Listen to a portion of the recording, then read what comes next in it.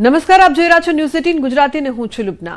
ભરૂચમાં જામા મસ્જિદમાં મહિલાઓએ પૂજા કરતા વિવાદ થયો છે। મહિલાઓ દ્વારા મસ્જિદમાં પૂજા કરાઈ હોવાનો દાવો કરવામાં આવ્યો છે।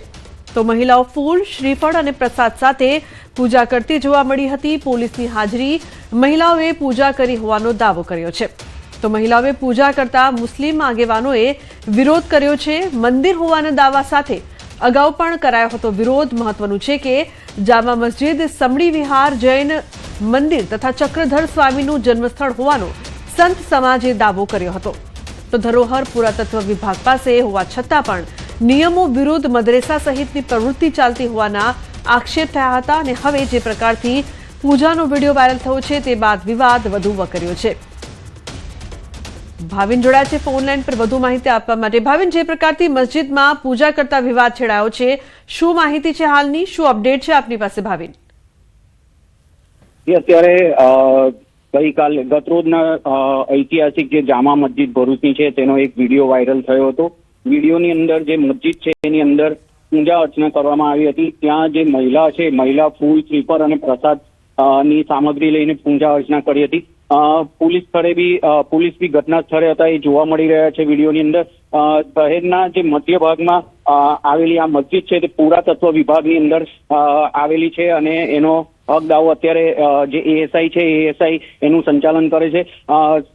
સમાજનો જે સંતો છે તેના સમાજનો દાવો હતો કે આ જે સમડી વિહાર મંદિર છે ત્યાં તેમના ચક્ર સ્વામીનું જન્મસ્થળ છે અને આ મુદ્દે સંતોએ ત્યાં ઉપવાસ કરવા બેઠા હતા। અત્યારે જામા મસ્જિદ પર મુસ્લિમ સમુદાય અત્યારે આવે છે અને જે ઘટના બની છે એના વિશે ચર્ચા વિચારણા ચાલી રહી છે। જી બિલકુલ ભાવિન, આભાર સમગ્ર માહિતી બદલ।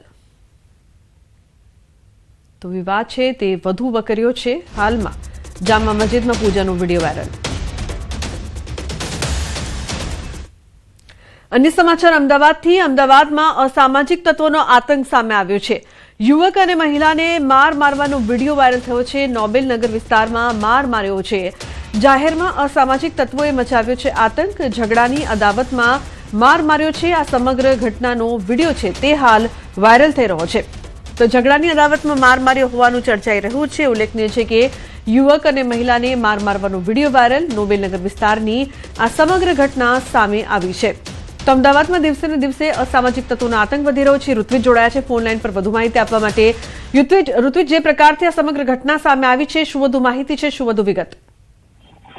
જી લુબના, જે બનાવ છે તે ગત મોડી રાતનો છે। નોબલનગર ટી સર્કલ પાસેનો આ બનાવ છે કે જ્યાં લગભગ 5 થી 6 શખ્સો છે તે એક મહિલા અને એક યુવક પર લાકડીઓ વડે તૂટી પડ્યા છે અને તેઓને બેરહેમીથી માર મારી રહ્યા છે। સમગ્ર ઘટનાનો વિડીયો છે તે એક જાગૃત નાગરિક દ્વારા સોશિયલ મીડિયામાં વાયરલ કરવામાં આવ્યો છે અને જે પ્રાથમિક માહિતી મળી રહી છે તે પ્રમાણે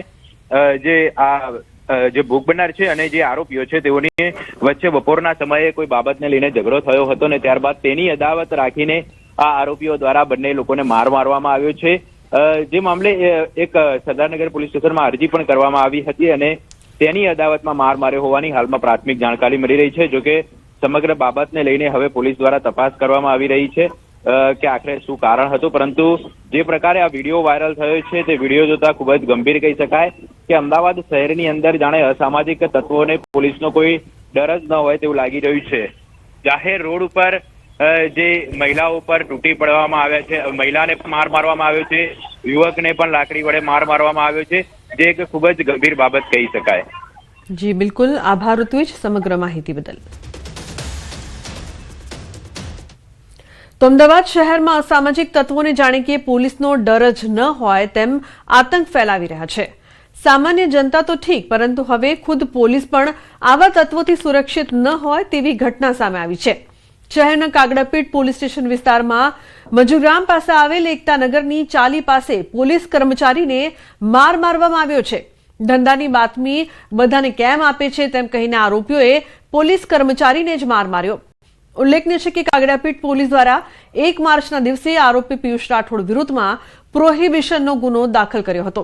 જે અંગે ફરિયાદી પોલીસ કર્મી પર આરોપી પિયુષ અને ભાવેશ દિવ્યાંગ નામના 3 આરોપીઓએ ભેગા મળીને પોલીસ કર્મીને જ માર માર્યો હતો।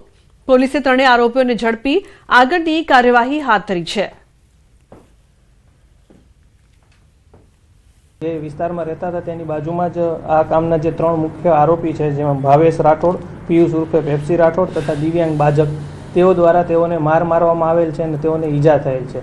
તાત્કાલિક કાગડાપીઠ પોલીસ સ્ટેશનની ટીમે આ અનુસંધાને સંજ્ઞાન લઈને આ કામના જે આરોપી છે તેને રાઉન્ડ અપ કર્યા અને આ અનુસંધાને ફરિયાદ દાખલ કરવામાં આવી છે. ફરિયાદી છે જયવર્ધન પરમાર, તેઓ દ્વારા પોલીસને બાતમી આપવામાં આવેલી હતી. જે અનુસંધાને તેઓએ જે આ કામના આરોપી છે, તેના ભાઈ છે અને તેમના મિત્રોએ ત્રણેય આ કામના જે ફરિયાદી છે તેઓ જ્યારે ઘર નજીક રહેતા હતા ત્યારે જતાં તેઓ વિરુદ્ધ આ બાબત